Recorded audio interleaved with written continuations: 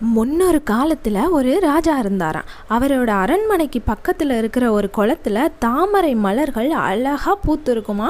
அதில் தங்க இறகுடைய அன்னப்பறவைகள் வாழ்ந்து வந்ததாம்.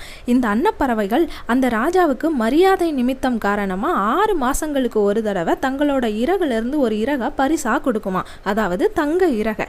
இப்படியே போய்கிட்டு இருக்கும்போது ஒரு நாள் அரண்மனைக்கு ராஜாவோட சொந்தக்காரங்க நண்பர்கள்னு விருந்தாளிகள் வந்தாங்களாம். அவங்க ராஜா கிட்ட பேசிக்கிட்டு இருக்கும்போது அந்த தங்க இறகுடைய அன்னப்பறவையை பார்த்து ரொம்ப ஆச்சரியப்பட்டாங்களாம். ராஜா கிட்ட போய், நாங்கள் ரொம்ப நாள் கழிச்சு உங்கள் அரண்மனைக்கு வந்திருக்கோம், அதனால எங்களுக்கு அந்த அன்னப்பறவையை விருந்தாக்கி கொடுங்கன்னு கேட்டாங்களாம்.